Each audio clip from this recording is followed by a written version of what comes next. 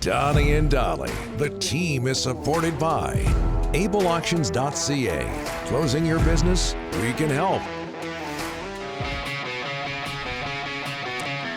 Tuesday, and all of our guests, including Neil McEvoy of the BC Lions, standing by, are brought to you by the Bayside Oceanfront Resort. Book your stay at the Bayside and enjoy the many amenities the hotel has to offer, such as oceanfront rooms, free parking, oceanfront restaurant, cafe, indoor and outdoor swimming pools, gym, and more. Call 250-248-8333 or go to their website, BaysideResortParksville.com. BC Lions opened their preseason last weekend, losing in Calgary 30-6. They host Edmonton in a preseason game on Friday. Their regular season begins June 15th at BC Place. The concert kickoff before that event, 50 Cent. We found out about that yesterday. Of course, I know you're excited about that, Rick. And with all of that in mind, we bring in BC Lions Co-GM Neil McEvoy. Neil, thanks for doing this, sir. How are you? Thanks for having me. Don't laugh too hard, Dolly. Just because we lost in a preseason game doesn't mean you have to laugh. All games are real. Well, why we would brought a skeleton crew to Calgary? I wasn't laughing, Neil. Oh, you're laughing all the time. I know what you're doing. You know what you're doing, bud. Anyways, thanks for having me on. It's a beautiful day in Kamloops. Second to last day here before we head back to Surrey and, like you said, play Edmonton Friday night. So it's an exciting time for football in province British Columbia. It looks nice up there. Speaking of laughing, Neil, we understand you've been working on your 40 time since last week. Is that true? Yeah. Unbelievable. Ryan's been asking me to do this for 10 years, and I finally gave in. And, yeah, worst mistake. Yeah, that's the last time I'll be running a 40. And I dove because I thought it was the 30. Tucker said that's where the 40 was, and I was about 5-6 yards short. So if I went the full 40 or even 50, I think I would have won. But, hey, you take what you do. You lost. You move on.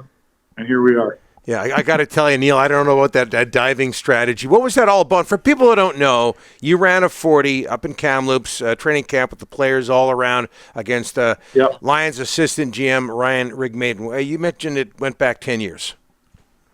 Yeah, he's been wanting to race me for a while, and I've always said there's no win for me racing you because if I win, I should win. If I lose, well, then you're a loser. But at the end of the day, he got me on a day when I just felt maybe we give the guys – it was sort of the middle of training camp, and the guys needed a little bit of boost, and they were working really hard. So I thought to myself, why wouldn't I put myself out there and show these guys what running's like, which obviously the way I ran, that's not the way it was. And after watching film, I don't know, gosh, running for me is just not what it used to be. So anyways, it's done. I lost. I didn't pull up. I did the full 35 yards, even though it was supposed to be 40, but we had fun, and the players liked it, and that's all.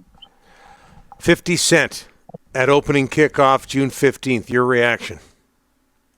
Well, I was hoping for the Scorpions, Metallica, Iron Maiden, but you know what? That's just not, you know what? They're not after you and me. So after talking to my kids, they're really excited. And after listening and hearing from the reaction of our fans, they're really excited. So I bought in. I'm all into it. I'll have to start listening to 50 Cent records and be as a fan when he comes to town, so I'm excited about it. Well, you mentioned the reaction of your kids. What about the reaction of the players up at Kamloops when they heard the news? Well, yeah, obviously, they were all in. It was when they first heard. A couple of them sort of were screaming that name once Coach Campbell said we're going to reveal it. So I don't think they had insider information, but the fact that he's such an international recording artist and a guy that just moves the needle. So God bless Lamar for bringing a international guy to come and play within a BC Lions football game. It's exciting stuff.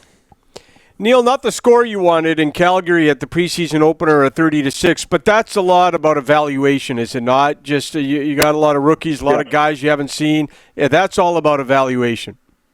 Yeah, so our mantra going in there was to look at our young guys, and obviously Calgary's mantra going in was to play their starters and start the season off that way. That's not the way we wanted to do it. We wanted to look at our young guys and see who we had, and obviously we made some cuts, and then Calgary played their starters the first half. So the fact that we were only down 13-3 against the Calgary Stampeders' first group, I think is a testament to our young kids that we brought. And, at the end of the day, we only had 50 guys. They had 90 guys. And so, just war of attrition at the end. they had fresh legs going on into the fourth quarter, and we didn't. But I was happy with our young guys to go into a hostile environment playing against their starters, and we were able to hold on for the first half, and we were able to look at the young guys what we wanted to do. We were able to evaluate the young crop of players we have, and able to move the next group of guys onto this week so we can take a good look and pick the best players for the BC Lions in 2024. How's that battle going for the backup quarterback position of Vernon Adams? You don't like injuries, especially at that position, but who's impressed you there?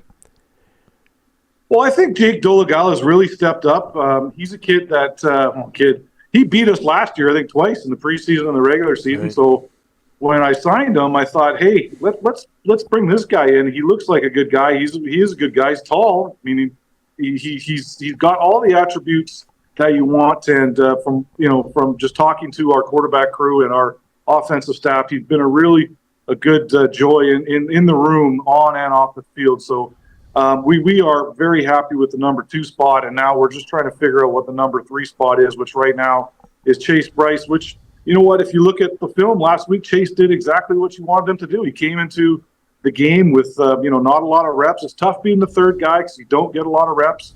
And so you have to, when you're in the game, you have to show us what you can do, or unfortunately you just move on. And you know what, it reminds me of the story, and I'm not comparing them, so please don't compare them. But back in 2010, Mike Riley had 3 possessions to make the football team. And guess what? Look where he is, possibly a Hall of Famer. So Chase went into the game in the fourth or the third quarter last week, and he played his butt off and was able to move the ball. So, you know what? Yeah, good things happening all around. And like I say, we were able to evaluate the guys we wanted to in Calgary. What's his time in the 40? Better than mine, that's for sure. He was running for his life a few times. So, God bless him. Neil, what can fans expect roster-wise for your second and final preseason game Friday against Edmonton? Yeah, good question. We're going to play our starters. They need to get some real reps. I'm not sure what type of team Edmonton's going to bring. They've already had their home game, so I'm assuming they're going to bring a younger group over. But our starters are going to play, the first quarter, second quarter, and then we're going to have to start getting into evaluation mode and start looking at our young guys to get this football team chosen, because we play Friday night, and Saturday we have to make all our final cuts and practice rosters and injured list and everything else. So it's going to come quick, but we'll have a starting group out there for a while and show our fans just what this team's going to be like in 2024. Looks nice up there. Neil, thanks for this. We'll talk to you in a bit, and good luck with everything. Thanks, guys. Good luck. Thanks for having me on.